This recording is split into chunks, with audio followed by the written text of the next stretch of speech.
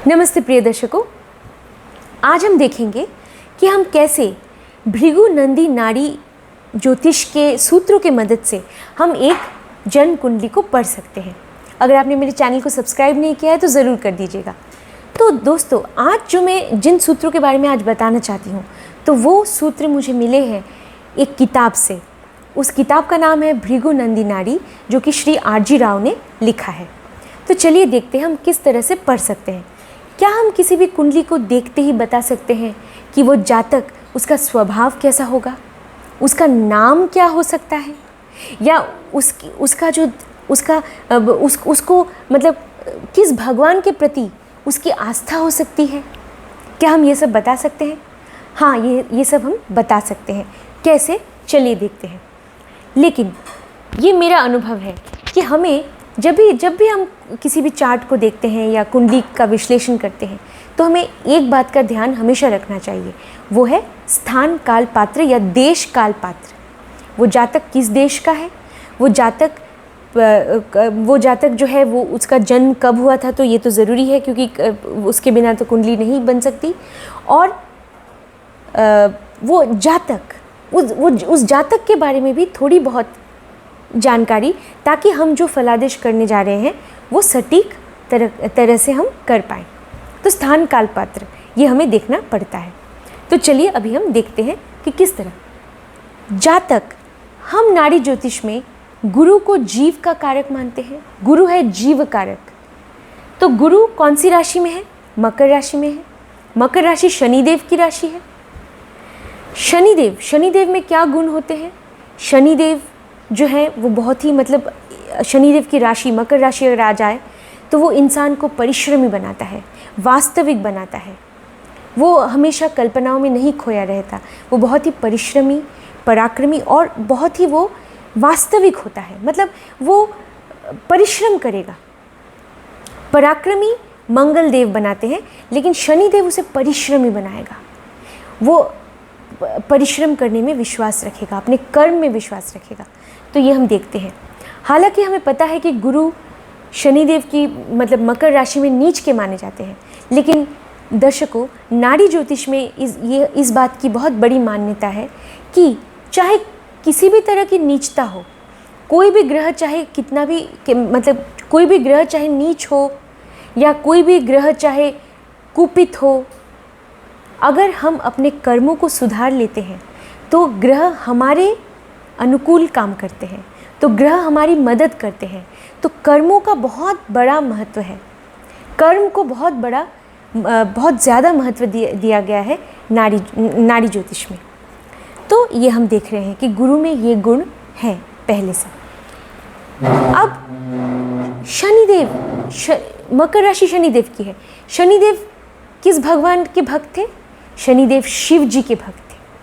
शिव जी के भक्त थे, ये हमें पता है। अब चलते हैं 9वें भाव की तरफ। 9वां भाव जो है वो हमारे धर्म का भाव है, आस्था का भाव भी है। तो 9वें भाव में चंद्रमा है।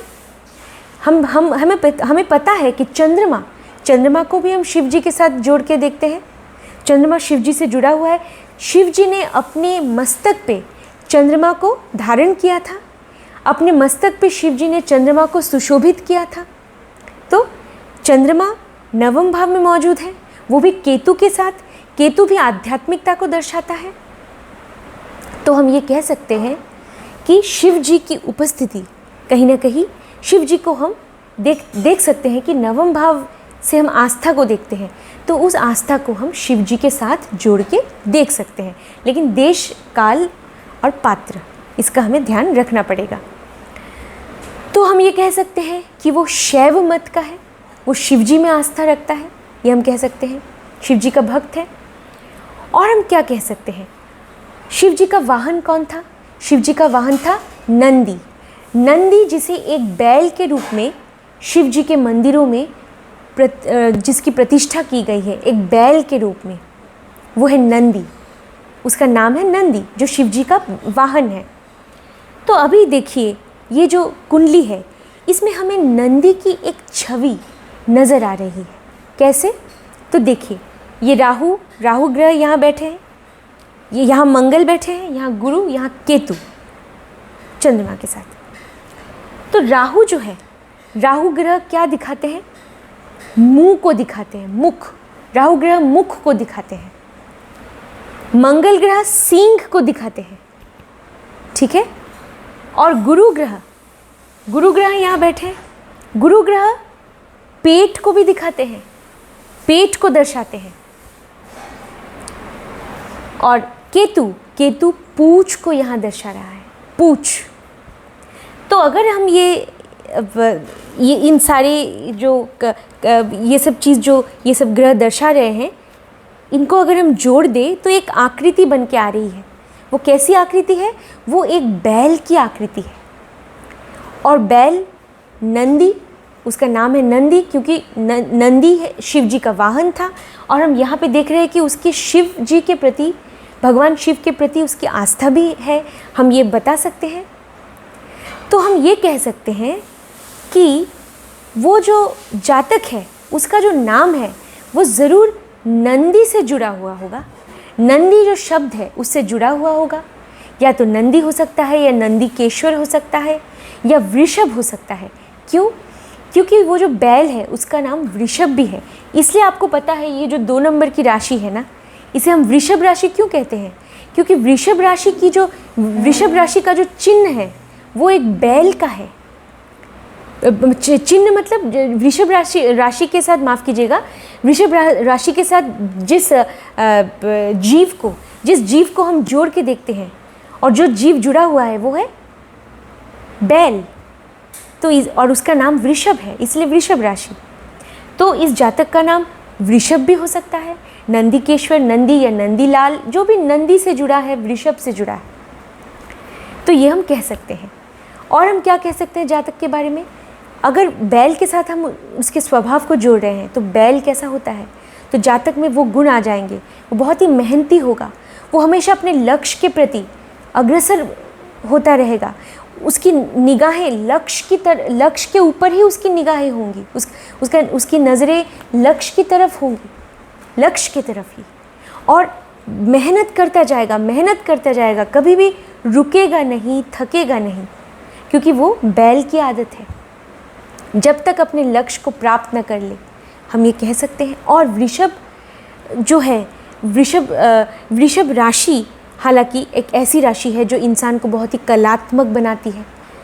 लेकिन यहाँ पे हम बैल की बात कर रहे हैं, तो हम ये लेंगे कि वो बहुत ज़्यादा मेहनती होगा और फोकस्ड रहेगा, हमेशा उसका ध्यान हमेशा एकाग्र रहेगा, उसका मन जो है वो हमेशा एकाग्र रहेगा, ये कह सकते हैं। फिर अब यहाँ पे मैंने कुछ चीज़ों को समझने का प्रयास किया है, तो वो मैं यहाँ पे आपको बताना चाहती हूँ। तो मैंने जो ऑब्ज़र्व किया है, तो कलात्मक भी जातक हो सकता है, ये मैं ऐसा समझती हूँ। क्यों? क्योंकि वृषभ, अगर जातक वृषभ है, वृषभ राशि अगर चंद्रमा के वृषभ राशि में उच्च के माने जाते हैं, तो हम ये कह सकते हैं कि हाँ, वो कलात्मक होगा, किसी कलात्मक कार्य के प्रति वो अग्रसर होता रहेगा, वो उसी क्षेत्र में वो आगे बढ़ेगा।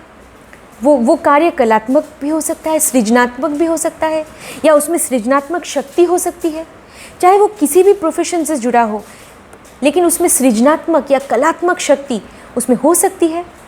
क्योंकि वृषभ राशि में तो ये सब बातें हैं, तो हम ये कह सकते हैं। ये मैंने इस बात को, ये मेरा ऑब्जर्वेशन है। और हम क्या कह सकते हैं, हमें ये भी देखना है कि सूर्य किस ग्रह में है, सूर्य किस राशि में है? सूर्य कन्या राशि में है। तो देखिए, कन्या राशि भी एक ऐसी राशि है जो इंसान को बहुत मेहनती बनाती है, बहुत ही सिस्टमैटिक बनाती है, बहुत ही मेथोडिकल, बहुत सिस्टमैटिक होता है, बहुत ही इंसान मेहनती होता है कन्या राशि, और बहुत ही वास्तविक होता है वो। इसलिए वो व्यवसाय में भी अच्छा कर पाता है, हर क्षेत्र में, क्योंकि बुध की भी राशि है कन्या राशि, जहाँ पे बुध उच्च के माने जाते हैं। तो सूर्य बुध में बैठा है, तो सूर्य की जो राशि है वो जातक की कुंडली में बहुत महत्वपूर्ण होती है। तो ये सारे गुण जातक में आ जाएंगे। फिर अब हम देखते हैं चंद्रमा किस राशि में बैठा है? चंद्रमा धनु राशि में बैठा है। तो धनु राशि भी इंसान को बहुत ही एकाग्र चित्त बनाता है। इंसान में एकाग्रता बहुत अधिक होती है, क्योंकि धनु राशि का जो सिंबल है या चिन्ह है वो क्या है? हम देखते हैं कि वहाँ पे एक इंसान अपने हाथ में क्या देखते हैं धनु राशि में, कि तीर धनुष लेके खड़ा है, तीर और धनुष लेके खड़ा है, और वो किसी भी अपना जो लक्ष्य है उसके तरफ वो तीर को चलाने की कोशिश कर रहा है।